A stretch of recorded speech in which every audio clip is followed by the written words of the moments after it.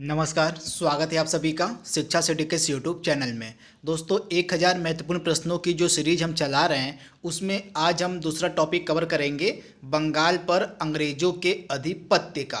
तो जैसा कि आपको पता है, कल हमने पार्ट 1 अपलोड किया था आधुनिक भारत के इतिहास का जो 1000 महत्वपूर्ण प्रश्नों की सीरीज है उसका पार्ट 1 हमने अपलोड कर दिया है तथा पार्ट 1 में हमने कवर कराया था लगभग 40 महत्वपूर्ण प्रश्नों को, जो कि संबंधित किससे थे, तो भारत में यूरोपीय कंपनियों से संबंधित थे। तो अगर आपने हमारा पार्ट 1 नहीं देखा है जो कि आधुनिक भारत के इतिहास पर आधारित है तो उसे आप देख लीजिएगा। वह काफ़ी इम्पॉर्टेंट है आपके एग्जाम के लिए, क्योंकि उसमें जितने भी इम्पॉर्टेंट प्रश्न बन सकते थे भारत में यूरोपीय कंपनियों से रिलेटेड उनको हमने कवर करा दिया है। तथा आज हमारा पार्ट 2 इस वीडियो में आज हम डिस्कस करेंगे तथा पार्ट 2 में आज हम कवर कराएंगे आपको बंगाल पर अंग्रेजों के आधिपत्य से संबंधित जो टॉपिक है उसको। तो चलिए वीडियो को स्टार्ट करते हैं और देख लेते हैं कि कौन कौन से इम्पॉर्टेंट प्रश्न हैं जिनको इस वीडियो में सम्मिलित किया गया है। तो आइए वीडियो को शुरू करते हैं। पहला प्रश्न हमारा है, निम्नलिखित में से कौन एक मुगल बादशाह द्वारा नियुक्त बंगाल का अंतिम गवर्नर था। सुपर इंपॉर्टेंट प्रश्न। तो मुगल सम्राट के द्वारा नियुक्त होने वाला बंगाल का अंतिम गवर्नर था मुर्शिद कुली खान, यानी ऑप्शन जो इसका बी है हमारा बिल्कुल सही था। जो मुर्शिद कुली खान था यह मुगल सम्राट के द्वारा नियुक्त होने वाला बंगाल का अंतिम गवर्नर था। अब यह बंगाल का अंतिम गवर्नर क्यों था? क्योंकि इसके बाद ही जो मुर्शिद कुली खान था इसने बंगाल में स्वतंत्र राज्य की स्थापना कर दी थी। इसी कारण से इसको मुगल सम्राट द्वारा नियुक्त बंगाल का अंतिम गवर्नर भी कहा जाता है। तो इसे भी आप याद रखिएगा, मुर्शिद कुली खान के द्वारा ही बंगाल में स्वतंत्र राज्य की स्थापना कर दी गई थी इसके बाद। तो आप इसे याद रखिएगा। तथा बंगाल का पहला नवाब भी बना था मुर्शिद कुली खान, तो आप इसे याद रखिएगा। अगला प्रश्न हमारा कह रहा है, निम्नलिखित में से किसने बंगाल में स्वतंत्र राज्य की स्थापना की। तो निम्नलिखित में से किसने बंगाल में स्वतंत्र राज्य की स्थापना की थी? तो जैसा कि मैंने आपको बताया, मुर्शिद कुली खान जो था उसने बंगाल में एक स्वतंत्र राज्य की स्थापना की तथा बंगाल का यह पहला नवाब भी बना था। तथा यह बंगाल का नवाब कब से कब तक था? तो 1713 से लेके 1727 ईस्वी तक यह बंगाल का नवाब बना था। तो इसे भी आप याद रखिएगा।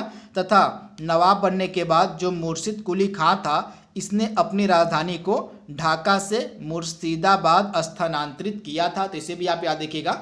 जब मुर्शिद कुली खान बंगाल का नवाब बना तब इसने अपनी राजधानी को ढाका से मुर्शिदाबाद स्थानांतरित कर दिया था। तो इसे आप याद रखिएगा, यह भी आपके एग्जाम में पूछा जा सकता है।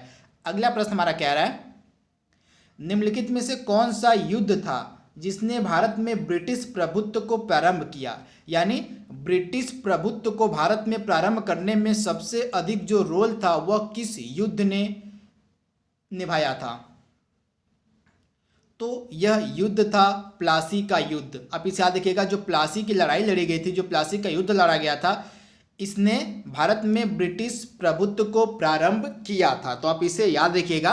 प्लासी के युद्ध का एक बहुत ही ज़्यादा अहम रोल है भारत में ब्रिटिश प्रभुत्व को प्रारंभ करने का। तो आप इसे याद रखिएगा।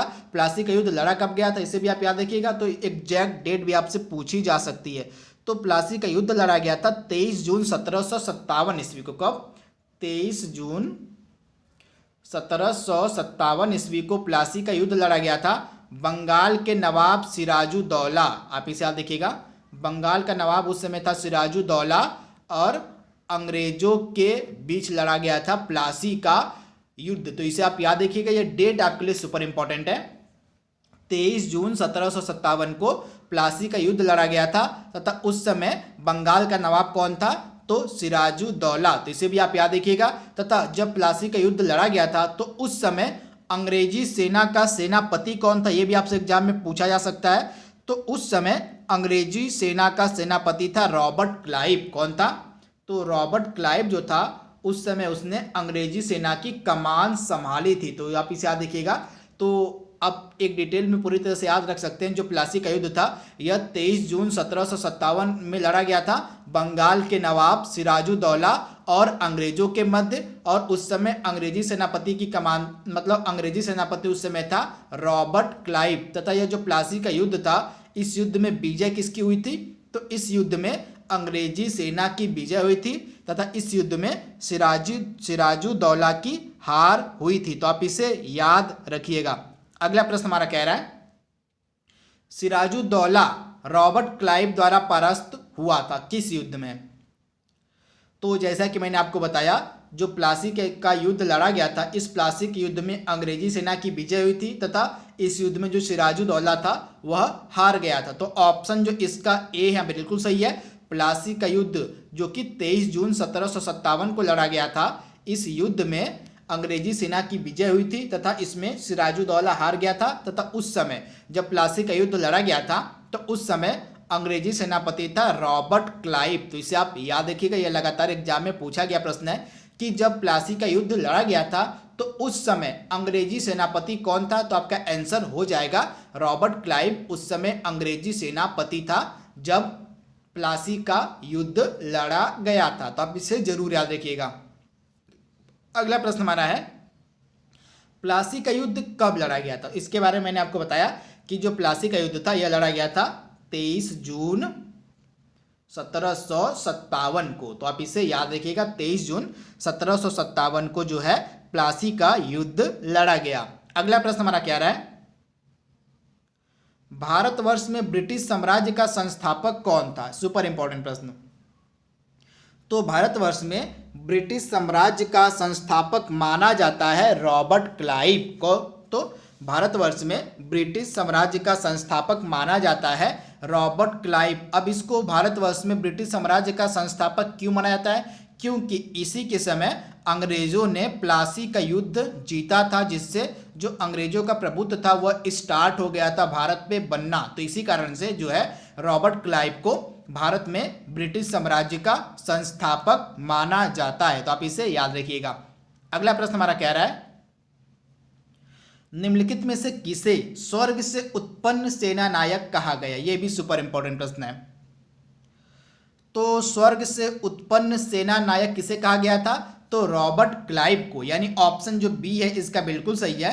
रॉबर्ट क्लाइव को स्वर्ग से उत्पन्न सेना नायक की संज्ञा दी गई थी तथा यह जो रॉबर्ट क्लाइव था भारत में गवर्नर 2 कार्यकाल में रहा था। पहली बार यह गवर्नर बना था 1757 से 1760 के मध्य।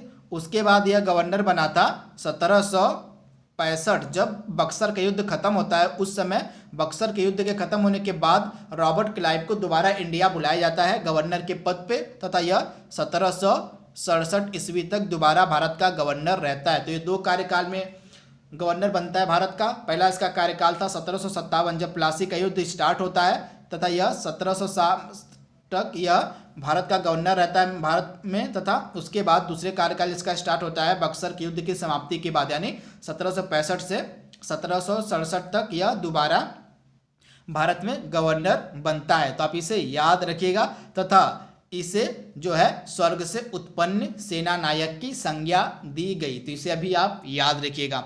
अगला प्रश्न हमारा कह रहा है निम्नलिखित में से किसने अपनी राजधानी मुर्शिदाबाद से मुंगेर स्थानांतरित की? तो निम्नलिखित में से किसने अपनी राजधानी को मुर्शिदाबाद से मुंगेर स्थानांतरित किया था? तो इस प्रश्न का राइट आंसर हो जाएगा मीर कासिम, यानी ऑप्शन जो इसका बी है हमारा बिल्कुल सही है। जो मीर कासिम था इसने अपनी राजधानी को मुर्शिदाबाद से मुंगेर स्थानांतरित किया था। तो आप इसे याद रखिएगा, ऑप्शन जो है बी इसका बिल्कुल सही है। अगला इंपॉर्टेंट प्रश्न हमारा है सबसे अधिक निर्णायक युद्ध जिसने अंग्रेजों के भारत में प्रभुत्व को स्थापित किया। यह भी सुपर इंपॉर्टेंट प्रश्न है। तो सबसे अधिक निर्णायक युद्ध कौन सा माना जाता है जिसने अंग्रेजों के प्रभुत्व को भारत में स्थापित कर दिया था? तो सबसे अधिक निर्णायक युद्ध माना जाता है बक्सर का युद्ध, यानी ऑप्शन जो इसका ए है हमारा बिल्कुल सही है। जो बक्सर का युद्ध था यह सबसे अधिक निर्णायक युद्ध माना जाता है क्योंकि इसी युद्ध के बाद जो अंग्रेजों का प्रभुत्व था वह भारत में स्थापित हो चुका था पूरी तरह से। तो आप इसे याद रखिएगा। तथा यह जो बक्सर का युद्ध था यह लड़ा गया था 22 अक्टूबर 1764 ईस्वी को। आप इसे याद रखिए, डेट आपके लिए सुपर इंपॉर्टेंट है। मैं बार बार बोल रहा हूँ, डेट डायरेक्टली आपके एग्जाम में पूछी जाती है, तो डेट आपके दिमाग में होनी चाहिए। तो जो बक्सर का युद्ध था यह लड़ा गया था 22 अक्टूबर 1764 ईस्वी में। किसके किसके बीच? तो भारत की तरफ से 3 सेनाओं ने इस युद्ध में हिस्सा लिया था। पहला, उस समय अवध का नवाब था सुजाऊ दौला। आप इसे याद रखिएगा, अवध का नवाब था सुजाऊ दौला। उसके बाद बंगाल का नवाब था मीर कासिम। उसके बाद मुगल सम्राट थे उस समय शाह आलम द्वितीय। तो इन तीनों की सम्मिलित सेना ने मिलकर बक्सर का युद्ध लड़ा था। तो आप इसे याद रखिएगा। बंगाल का नवाब था उस समय मीर कासिम। उस समय अवध का नवाब था सुजाऊ दौला और मुगल बादशाह थे उस समय शाह आलम द्वितीय। तो इन तीनों ने मिलके जो है बक्सर का युद्ध लड़ा था। तथा जब बक्सर का युद्ध लड़ा गया था तो अंग्रेजी सेनापति उस समय कौन था? तो अंग्रेजी सेनापति उस समय था हेक्टर मुनरो। तो इसे भी आप याद रखिएगा। जब बक्सर का युद्ध लड़ा गया था तो उस समय अंग्रेजी सेनापति था हेक्टर मुनरो। तो इसे भी आप याद रखिएगा। तथा इस बक्सर के युद्ध में किसकी पराजय हुई? तो इस बक्सर के युद्ध में इन तीनों सेनाओं ने जो हिस्सा लिया था, अवध के नवाब की सेना, उसके बाद बंगाल के नवाब की सेना, उसके बाद मुगल सम्राट की जो सेना, इन तीनों सेनाओं ने हिस्सा लिया था। इन तीनों सेनाओं की हार हुई थी तथा बक्सर के युद्ध में अंग्रेजों की विजय हुई थी। तथा इसी बक्सर के युद्ध ने पूरी तरह से जो है भारत में ब्रिटिश प्रभुत्व को स्थापित भी कर दिया था। तो आप इसे याद रखिएगा। तथा इस बक्सर के युद्ध के बाद ही जो था क्या था? तो इस बक्सर के युद्ध के बाद जो दीवानी, इसी बक्सर के युद्ध के परिणाम स्वरूप ही जो 3 राज्यों की, बिहार की, आप याद रखिएगा, बिहार की, बंगाल की और उड़ीसा की जो दीवानी अधिकार था वह अंग्रेजों को दे दिया गया। तो जिसे भी आप याद रखिएगा। जब बक्सर का युद्ध समाप्त हुआ तो बक्सर के युद्ध की समाप्ति के बाद जो मुगल बादशाह था शाह आलम द्वितीय, इसने बिहार, बंगाल और उड़ीसा का जो दीवानी अधिकार था वह अंग्रेजों को दे दिया था। तो इसे भी आप याद रखिएगा। अगला प्रश्न हमारा कह रहा है, बक्सर के युद्ध के समय मुगल सम्राट कौन था? तो बक्सर के युद्ध के समय मुगल सम्राट कौन था? तो उस समय मुगल सम्राट था शाह आलम द्वितीय। तो आप इसे याद रखिएगा। बक्सर के युद्ध के समय मुगल सम्राट था शाह आलम द्वितीय। तथा उस समय बंगाल का नवाब कौन था? तो उस समय बंगाल का नवाब था मीर कासिम और उस समय अवध का नवाब था सुजाऊ दौला। तो ये तीनों आपके लिए इंपॉर्टेंट है। जब बक्सर का युद्ध लड़ा गया था तो बक्सर के युद्ध के समय जो है मुगल सम्राट था शाह आलम द्वितीय तथा बंगाल का नवाब था मीर कासिम और अवध का नवाब था सुजाऊ दौला। तथा उस समय बक्सर के युद्ध के समय अंग्रेजी सेनापति था हेक्टर मुनरो। तो इसे भी आप याद रखिएगा। अगला प्रश्न हमारा कह रहा है, बक्सर के युद्ध के समय अंग्रेजी सेनापति कौन था? जैसा कि मैंने आपको बताया, बक्सर का युद्ध जब लड़ा गया था 22 अक्टूबर 1764 ईस्वी को, तो उस समय अंग्रेजी सेनापति था हेक्टर मुनरो। तो इसे भी आप याद रखिएगा। ये डायरेक्टली आपके एग्जाम में प्रश्न पूछा जाएगा कि जब बक्सर के युद्ध लड़ा गया था तो उस समय अंग्रेजी सेनापति कौन था? तो उस समय अंग्रेजी सेनापति था हेक्टर मुनरो। तथा एक चीज और आप याद रखिएगा, जब प्लासी का युद्ध लड़ा गया था तो उस समय अंग्रेजी सेनापति कौन था? तो मैंने आपको बताया था जब प्लासी का युद्ध लड़ा गया था तो उस समय अंग्रेजी सेनापति था रॉबर्ट क्लाइव। तो दोनों आपको याद रखना है, कुछ भी आपसे एग्जाम में पूछा जा सकता है। अगला प्रश्न हमारा कह रहा है, बक्सर के युद्ध में निम्न में से किसने हिस्सा नहीं लिया था?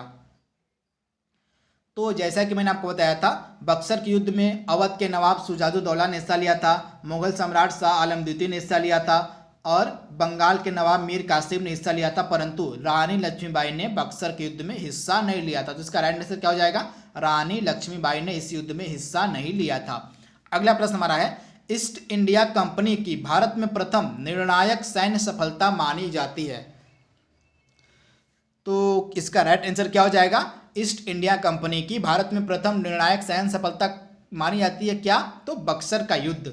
तो जैसा कि मैंने आपको बताया था, बक्सर का युद्ध जैसे ही समाप्त हुआ, बक्सर के युद्ध की समाप्ति के बाद जो ब्रिटिशों का प्रभुत्व था वह पूरे भारत में स्थापित हो चुका था। तो आप इसे याद रखिएगा। ऑप्शन ए इसका बिल्कुल सही, बक्सर का युद्ध। तथा बक्सर के युद्ध की समाप्ति के बाद ही अंग्रेजों को बंगाल, बिहार और उड़ीसा की जो दीवानी अधिकार है वह दे दिया गया था मुगल बादशाह शाह आलम द्वितीय के द्वारा। तो इसे भी आप याद रखिएगा। ऑप्शन ए इसका बिल्कुल सही है, बक्सर का युद्ध। अगला प्रश्न हमारा कह रहा है, निम्नलिखित में से किस एक शासक ने ईस्ट इंडिया कंपनी को दीवानी अधिकार दिए?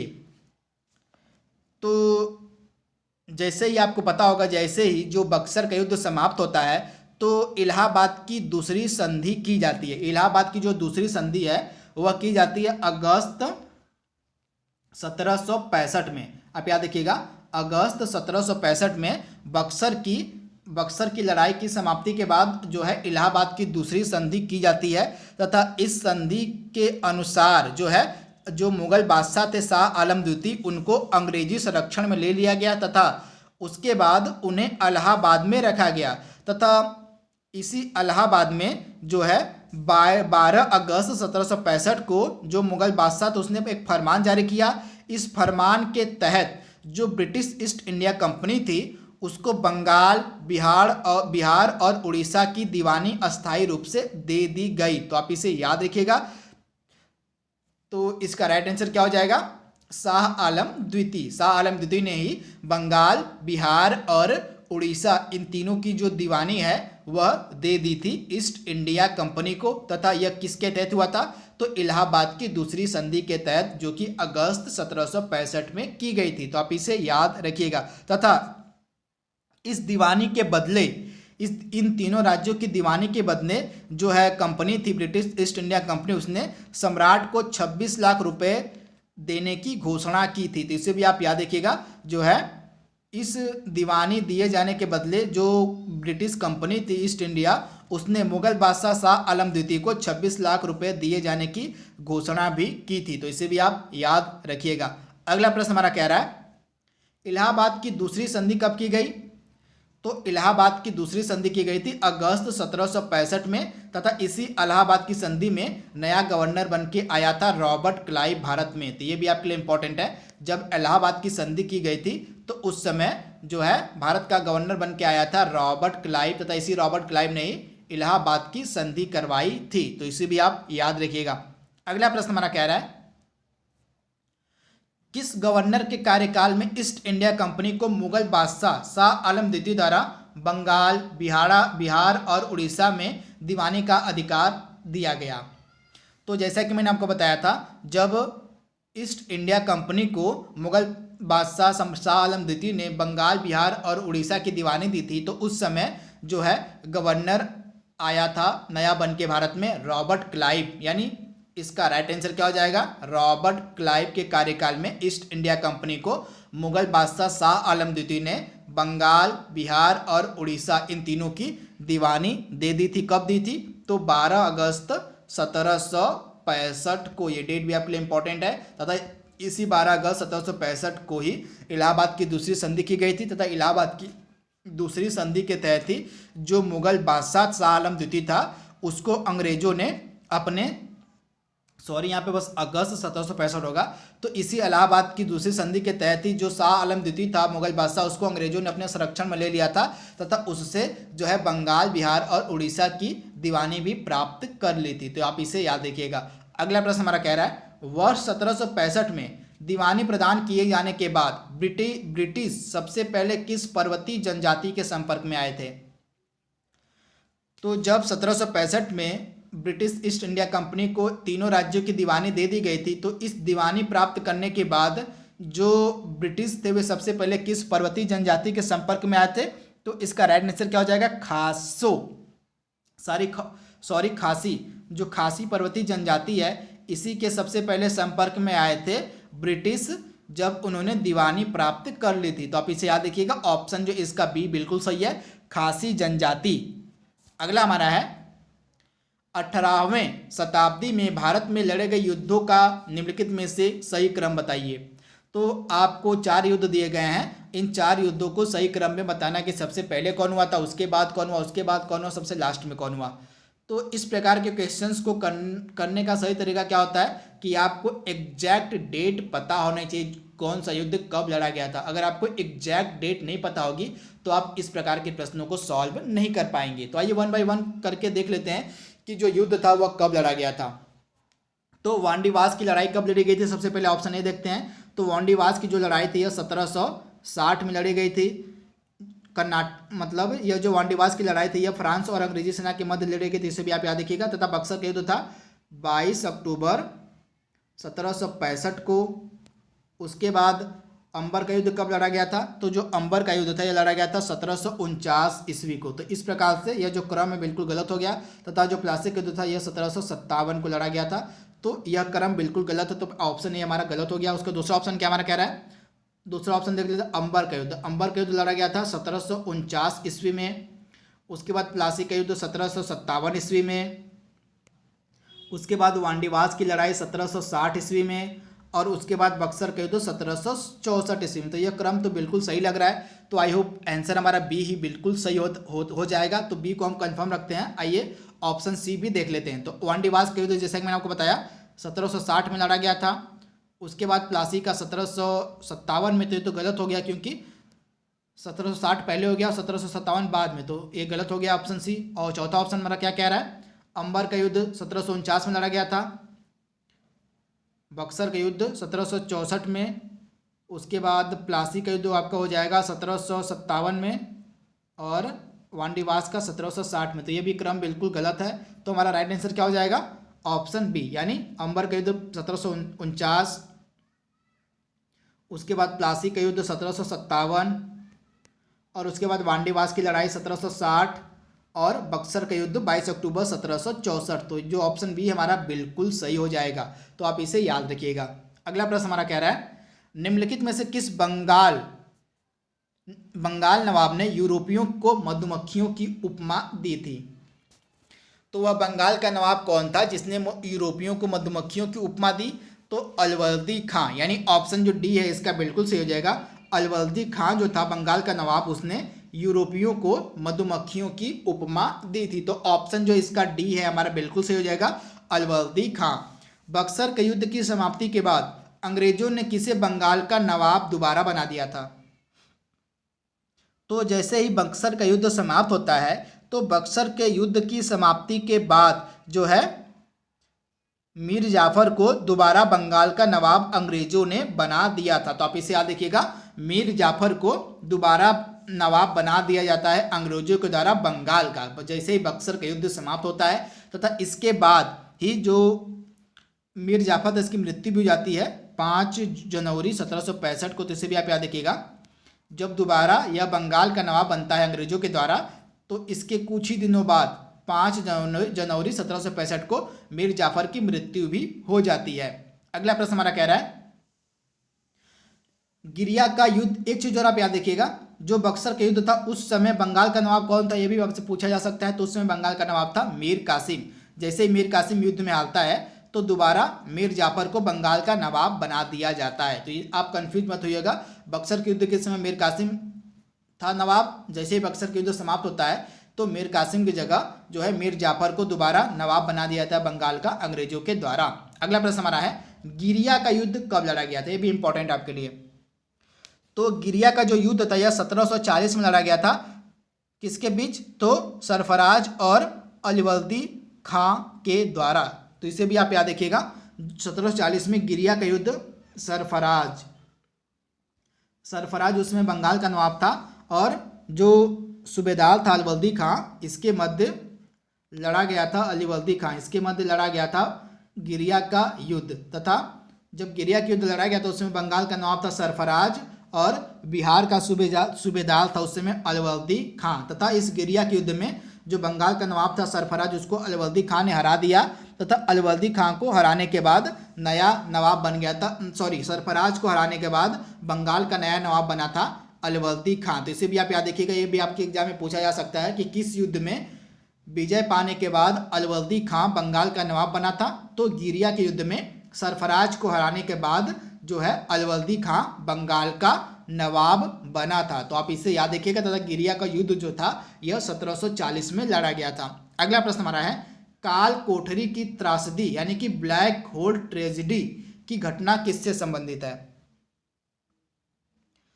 तो यह जो काल कोठरी की घटना है, इस घटना के बारे में यह कहा जाता है कि जो बंगाल का नवाब था सिराजुद्दौला, आप याद रखिएगा, काल कोठरी की घटना के समय बंगाल का नवाब था सिराजुद्दौला। तो ऐसा माना जाता है कि बंगाल के नवाब सिराजुद्दौला के द्वारा 20 जून के दिन, कब, तो 20 जून के दिन जो है 146 अंग्रेजों का, आप याद देखिएगा, 146 अंग्रेजों को जो है एक छोटी सी कोठरी में बंद कर दिया जाता है तथा अगले दिन सुबह इन 146 अंग्रेजों में से केवल 23 ही जिंदा बचते हैं। तो इसी घटना को जो है काल कोठरी की त्रासदी यानी कि ब्लैक होल ट्रेजेडी कहा जाता है। तथा यह जो काल कोठरी की घटना है यह सिराजुद्दौला से संबंधित है। यह घटना क्या थी, मैंने आपको बताया कि 20 जून के दिन जो है बंगाल का नवाब जो था सिराजुद्दौला, उसने 146 अंग्रेज व्यक्तियों को एक छोटे से कमरे में बंद कर दिया था तथा इसके अगले दिन ही इस छोटे कमरे में से 146 में से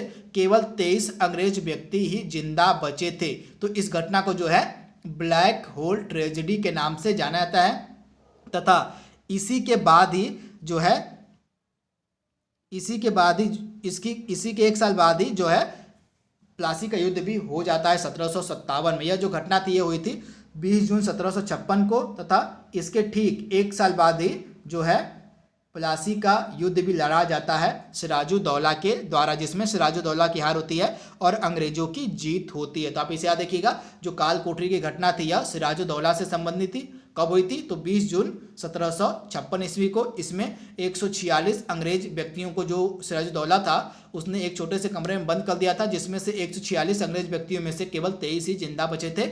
इसी को काल कोठरी की घटना के नाम से जाना जाता है। अगला प्रश्न हमारा है, प्लासी के युद्ध के समय सिराजुद्दौला के किस सेनापति ने धोखाधड़ी की थी।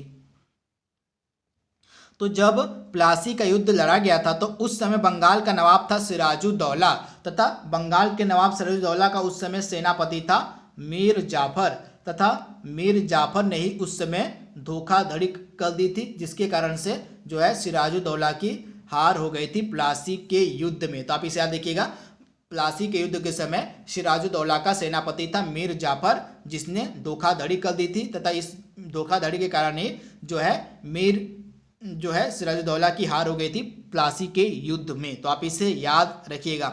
आज का लास्ट प्रश्न हमारा है, प्लासी के युद्ध के समय बंगाल का नवाब कौन, प्लासी के युद्ध के बाद बंगाल का नवाब कौन बना था। तो प्लासी के युद्ध के बाद, जैसे कि मैंने आपको बताया, जब प्लासी का युद्ध चल रहा था तो उस समय सिराजुद्दौला बंगाल का नवाब था तथा उस समय जो मीर जाफर था वह उसका सेनापति था। परंतु जो मीर जाफर था वो अंग्रेजों की तरफ मिल गया था तथा उसने प्लासी के युद्ध में सिराजुद्दौला के साथ धोखाधड़ी कर दी तथा उसके बाद जब प्लासी का युद्ध समाप्त होता है तो जो अंग्रेज थे, अंग्रेजों का साथ देने के कारण अंग्रेजों ने मीर जाफर को बंगाल का नवाब बना दिया था। तो इसका राइट आंसर क्या हो जाएगा, मीर जाफर प्लासी के युद्ध के बाद बंगाल का नवाब बनाया गया था अंग्रेजों के द्वारा। तो आप इसे याद रखिएगा। तथा यह बंगाल का नवाब बना था 1757 में, जब प्लासी का युद्ध समाप्त होता है 1757 से 1760 तक यह बंगाल का नवाब रहता है। तो आप इसे याद रखिएगा। इसके साथ दोबारा यह बंगाल का नवाब कब बनता है, तो दोबारा यह बंगाल का नवाब बनता है जो है कब, तो दोबारा यह बंगाल का नवाब बनता है बक्सर के युद्ध की समाप्ति के बाद। तो इसे भी आप याद रखिएगा। तो दोस्तों यहाँ पे हमने टोटल 25 सबसे इंपॉर्टेंट प्रश्नों को हमने कवर कर लिया है जो कि बंगाल पर अंग्रेजों के आधिपत्य से संबंधित थे। आई होप आपको वीडियो पसंद आया होगा। तो आज के लिए बस इतना ही। Thank you for watching. Thank you.